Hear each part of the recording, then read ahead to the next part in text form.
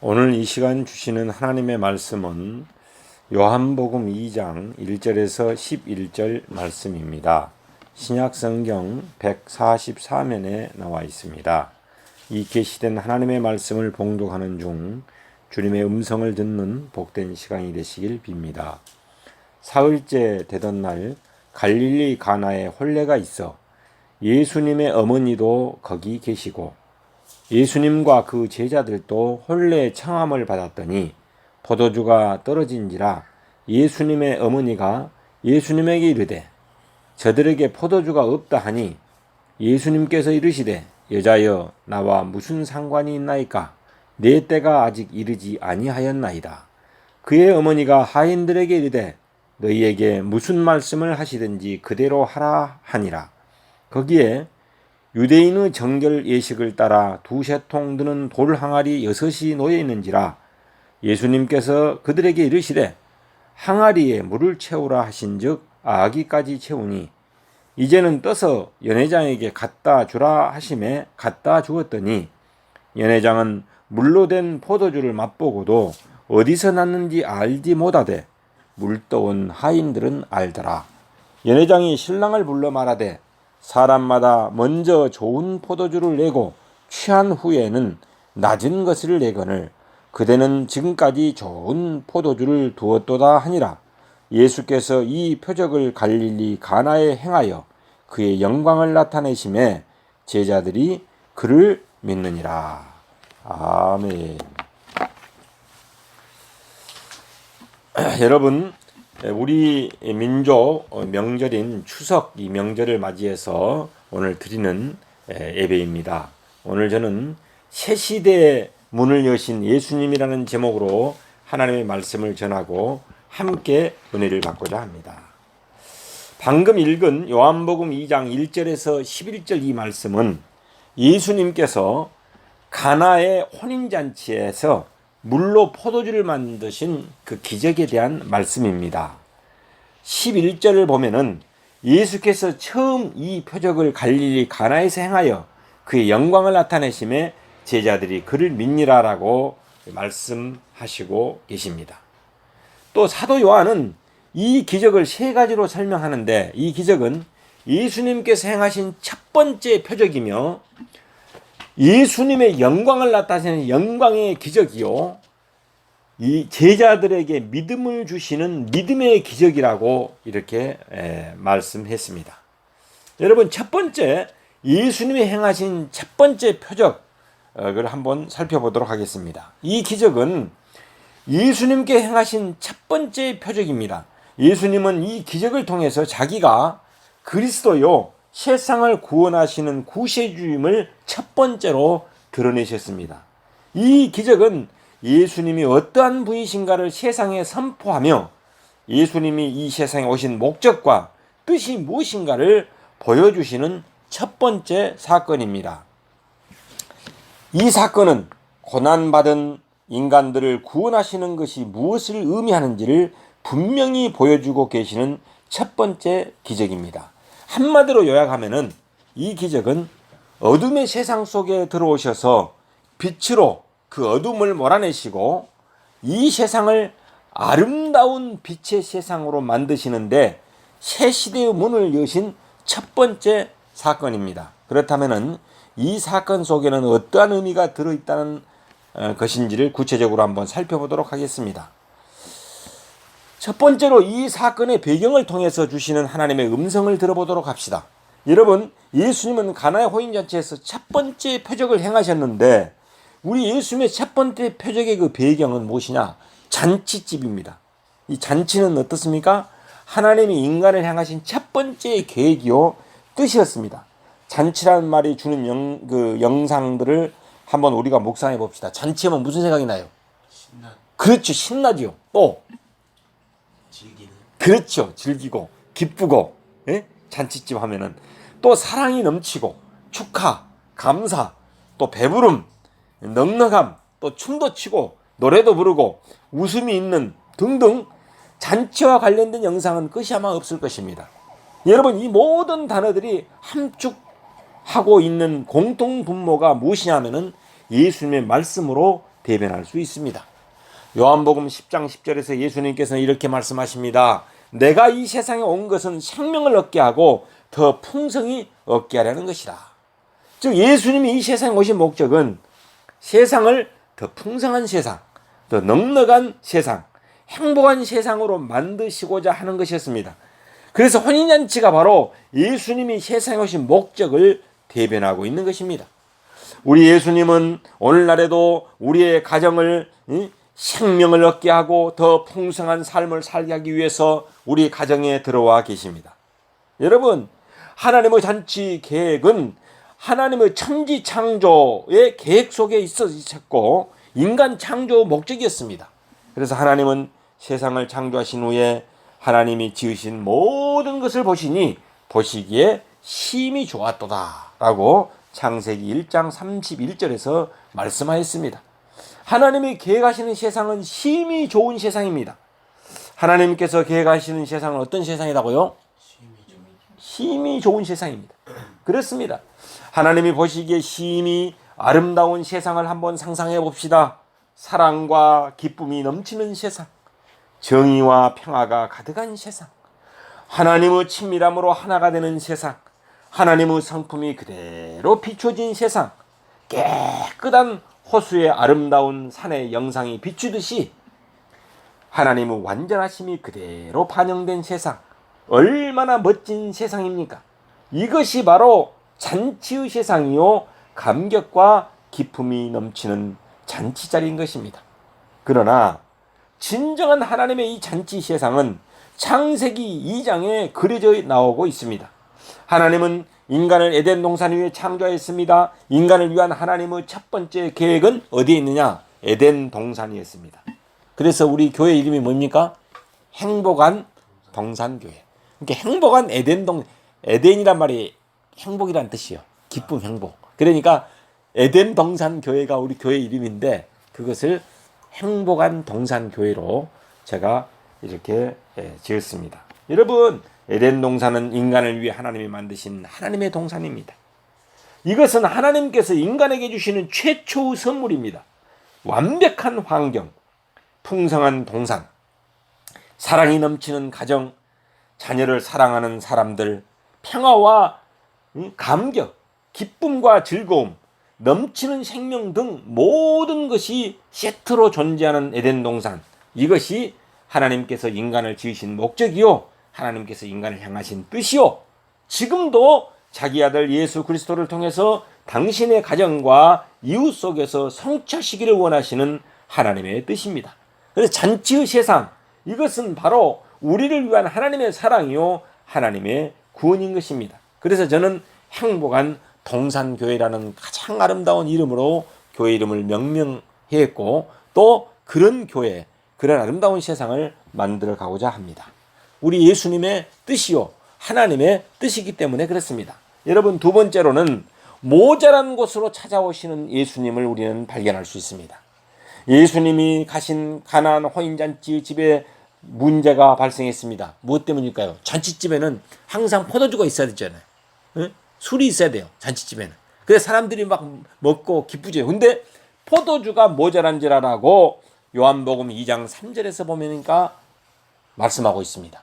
이 잔치는 넉넉한 곳이요 넘치는 곳이요 풍성함의 상징인데 가나의 혼인잔치집은 의외로 축하객이 많아서인지 너무 많이 마셔버려서인지 준비를 부족하게 했는지 또 다른 어떤 이유가 있는지는 우리가 알 수 없으나 포도주가 모자란 것만은 사실이었습니다.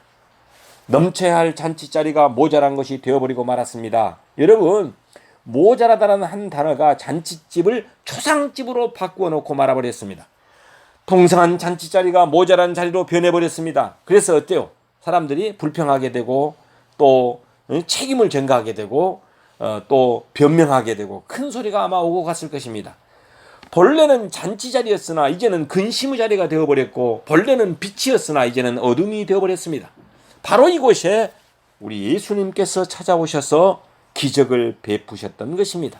이것이 우리가 사는 세상입니다. 에덴의 낙원은 두루 도는 화영검으로 가려져 버렸고 넘치는 동산에는 엉겅퀴가 솟아나고 아름답고 좋은 열매는 땀 흘리는 수고와 해산의 수고로 변해버렸습니다. 저주와 고난, 미움과 불안이 우리 이웃이 되어버렸고 모자람이 가득한 세상으로 바뀌어버렸습니다. 예수님은 바로 이런 저주의 세상에 모자람의 자리에 오셔서 축복과 풍성으로 채워주시고 계십니다. 아름다운 부부가 새 가정을 만들어가는 감격을 한번 상상해 보십시오. 여러분, 새로운 세상을 가슴에 안고 방긋 웃는 아기를 한번 생각해 보십시오. 이번에 우리 외손자 우리 아인이가 막 웃는 모습이랄지 막 박수를 치면서 짝짝꿍 짝짝꿍 짝짝꿍 짝짝꿍 짝짝꿍 짝 똑같이 막 하잖아요. 얼마나 선진무구예요. 그 행복한 가정에 자녀들이 자라는 모습을 한번 상상해 보십시오. 여러분, 기쁨과 감격과 축하와 뿌듯함이 거기에 있는 것입니다. 그러나 그곳에 무엇도냐, 사탄도 찾아와서 방문합니다. 그곳에 저주를 뿌리기 위해서 사탄은 쉬지 않고 있습니다. 그래서 이 세상에, 사탄의 세상에 들어오신 우리 예수님을 우리는 발견하게 됩니다. 사탄의 세상, 그곳에는 언제나 저주가 있고 모자람이 있고 갈등과 수치와 고난이 있습니다. 가나안 혼인잔치에 넉넉하던 포도주가 바닥이 나고 모자람의 자리가 되어버렸던 것입니다. 그런데 예수님은 그곳에 오셨습니다. 예수님은 그곳을 더 좋은 잔치로 만들기 위해서 오셨습니다. 그것을 참 기쁨과 축복으로 채우기 위해서 오셨던 것입니다. 세 번째로는 더 좋은 포도주의 기적을 베푸시는 우리 예수님을 우리는 발견할 수 있습니다. 여러분, 예수님은 가나안 혼인잔치집에 오셔서 이전보다도 더 좋은 포도주를 만들어 주셔서 더 큰 기쁨과 감격을 주셨습니다. 예수님은 잔치 자리가 모자람의 자리로 바뀌었을 때 그것을 이전보다도 더 멋진 자리로 바꾸어 주신 분이 누구냐? 바로 예수님이십니다. 그분은 더 큰 기쁨, 더 큰 감격, 더 큰 사랑, 더 큰 즐거움으로 가득한 잔치 자리를 만들어 주시기 위해서 오신 분이 예수님이신 것입니다. 예수님은 어둠의 땅에 오셔서 풍성한 생명으로 가득 채우시는 분이십니다. 이 세상에 새로운 포도주를 만들어 공급하는 분이십니다. 자기의 피로 우리를 씻으시고 우리를 채우시고 우리를 고치시는 분이 바로 예수님이십니다. 예수님은 오늘 이 땅에 오시는 새 시대의 창조자요, 닫힌 문을 여시는 분이요, 어두운 세상을 하나님의 세상으로 바꾸시는 새 시대의 문인 바로 누구냐? 예수님인 것입니다. 네 번째로 이 새 시대의 문을 여시는 그 비밀에 대해서 살펴보도록 하겠습니다. 여러분, 새 시대의 비밀은 무엇입니까? 오늘이 이 새 시대에 예수님의 기적으로 가득하게 하는 비밀이 무엇이라고 여러분들은 생각하십니까? 첫 번째로는 가나의 혼인잔치집은 예수님을 초청하여 모시고 있었습니다. 다 함께 한번 따라합시다. 예수님을 초청합시다. 예수님을 환영하고 인정하고 의지하고 삽시다. 여러분, 오늘 본문 1절 2절 말씀을 제가 다시 한번 봉독하도록 하겠습니다. 사흘 되던 날에 갈릴리 가나에 혼인이 있어 예수님의 어머니도 거기 계시고 예수와 그 제자를 또 혼인의 청함을 받았더니, 여러분, 가나의 혼인잔치집의 기적은 예수님이 거기 계셨기 때문에 일어난 기적인 것입니다. 예수님은 빛이십니다.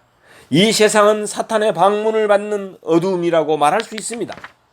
이 어둠 가운데 빛을 창조하시는 방법이 무엇이라고 여러분들은 생각하십니까?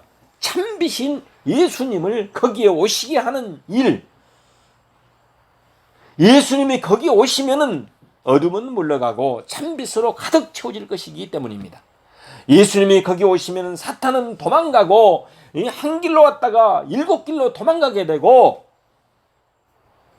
하나님의 평화로 가득하게 될 것입니다.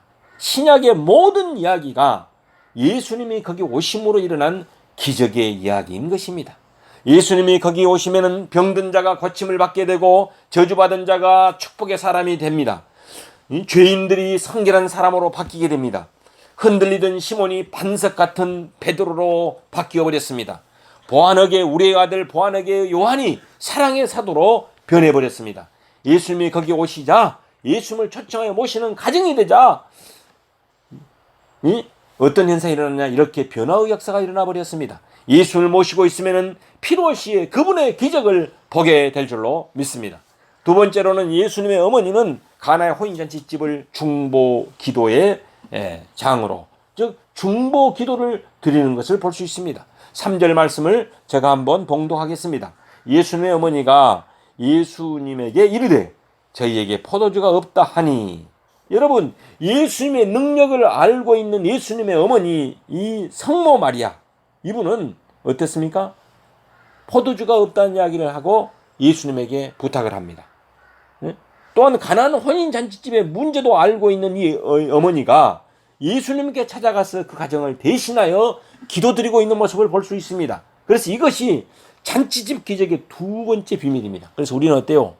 이 기적을 경험하기 위해서는 우리도 함께 기도해야 될 줄로 믿습니다. 대신하여 기도드린 것, 중보 기도. 예수님께 대신하여 그 사정을 아뢰는 사람들이 많은 곳마다 예수님의 기적을 맛보게 될 줄로 믿습니다. 마지막으로는 하인들이 예수님의 말씀대로 행할 때 기적이 일어나고 있음을 볼 수 있습니다. 다 함께 한번 오늘 본문 말씀 5절 한번 읽겠습니다. 5절 시작. 그의 어머니가 하인들에게 이르되 너희에게 무슨 말씀을 하시든지 그대로 하라 하니라. 그러니까 성모 마리아 예수님의 어머니는 하인들에게 이제 부탁을 해요. 뭐라고요? 예수님이 무슨 말씀을 하든지 이해가 되든 이해가 되지 않든 상관하지 말고 무슨 말씀을 하든지 그대로 하라라고 말씀했습니다.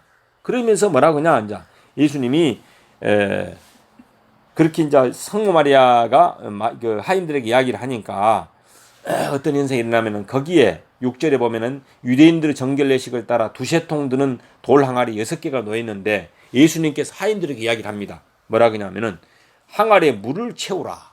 여러분, 두세 통 드는 항아리가 이렇게 있는데 잔치집에 지금 포도주가 필요하지 물이 필요합니까? 포도주가 필요합니까? 포도주죠. 근데 물을 채우라 그러면 여러분 순종할 수 있겠어요, 없겠어요? 바로 카드 주고 편의점 갔다 와야지. 그러겠죠. 카드 한장 건네. 편의점 가서 사와. 내가 됐다고 얘기하지 말고. 그렇게 이야기를 하겠죠, 보통. 그리고 순종하지 않겠죠. 근데 예수님 어머니가 뭐라 그랬어요? 그럴 줄 알고 하인들에게 이야기를 했어요. 무슨 말씀을 하든지 그대로 하라. 그러니까 하인들이 했어요, 안 했어요? 했어요. 순종. 자, 한번 읽겠습니다. 오늘 본문 말씀, 자 7절 한번 읽겠습니다. 7절 시작. 예수께서 그들에게 이르시되 항아리에 물을 채우라 하신즉 어떻게 했어요? 아기까지 채우니. 야, 예? 세상에 포도주를 담아야 될 장소에 물을 좀 채워버렸습니다. 그런데 여기까지는 좋아요. 근데 이제 뭐라 하냐면 이걸 떠다가 물을 떠다가 연회장에 갖다 줘라. 그러면은 거기에 참석한 모든 축하객들 있잖아요. 그 사람들이 물미개불 일으키려고 생각이 들 거 아니에요. 소음들이 많이 이미 취해서 구분 못할 것 같은데. 이미 취해서. 자, 그렇게도 생각할 수 있어요. 자, 예.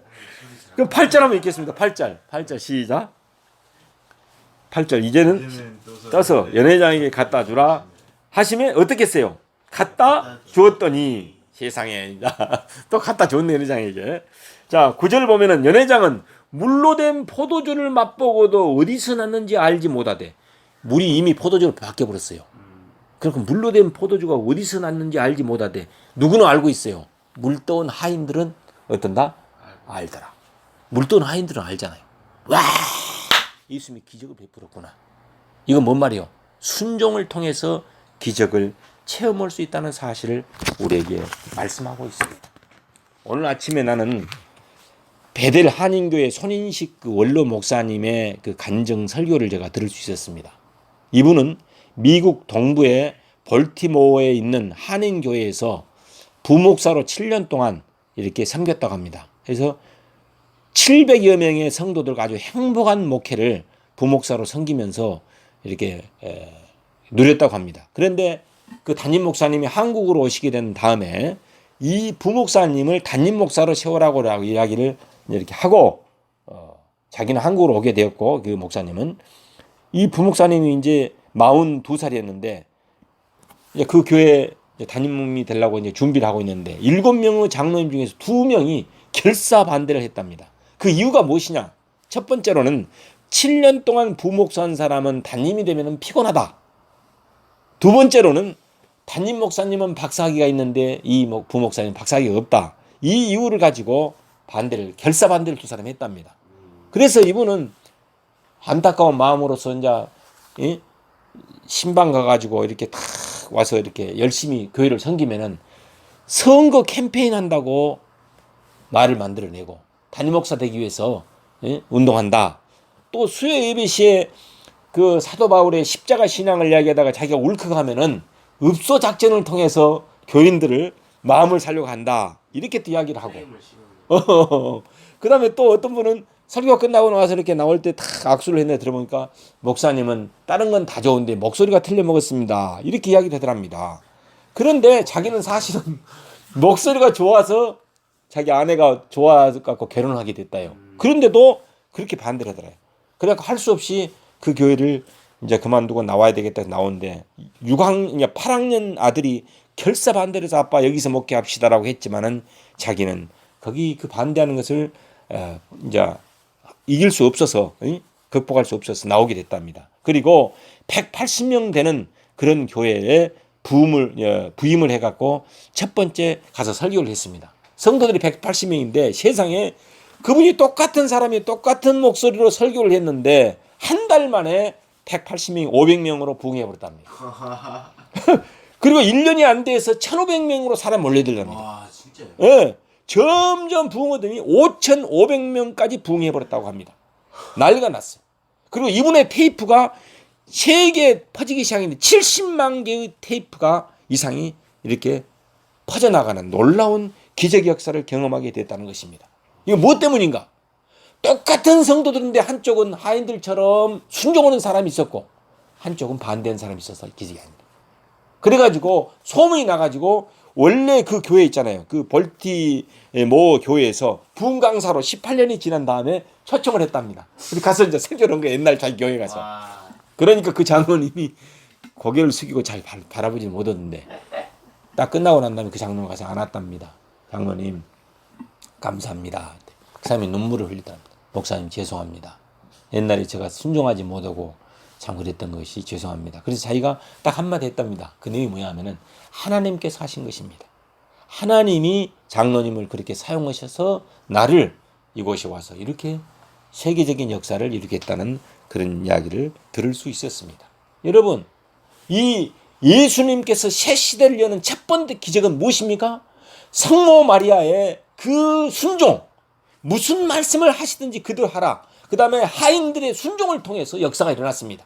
만약의 경우에 마리아가 중보기도 하지 않고 순종하지 않고 하인들이 순종하지 않았더라면 예수님의 기적을 맛볼 수 없을 것입니다. 여러분, 그만큼 순종은 중요합니다. 우리 모두 순종함으로 그 예수님께서 행하신 첫 번째 기적인 새 시대의 문을 열어서 하나님의 나라, 은혜의 나라, 평화의 나라, 사랑의 나라를 이루어가는 우리 모든 행복한 동상교회 교우들이 되시길 예수 이름으로 축원합니다. 기도하겠습니다. 사랑과 은혜가 풍성하신 하나님 아버지 감사를 드립니다. 오늘 가나의 혼인잔치를 통해서 예수님께서 새 시대의 문을 여시는 위대한 역사를 오늘 경험하게 되었습니다. 오늘 깨닫게 되었습니다. 하나님 아버지 우리들도 성모 마리아처럼 중보 기도하게 하시고 하인들처럼 순종함으로 이 물이 포도주가 되는 기적을 경험하게 하여 주옵소서. 그래서 슬픔과 가난과 고통과 저주의 세상이 빛의 세상으로 아름다운 세상으로 하나님의 나라를 이루어가는 에덴 동산의 역사가 일어날 수 있도록 하나님 강복하여 주옵소서. 모든 영광을 하나님께 올려드리며 예수 이름으로 축복하며 기도하옵나이다. 아멘. 하나님께 영광의 박수를 올리겠습니다. 감사합니다.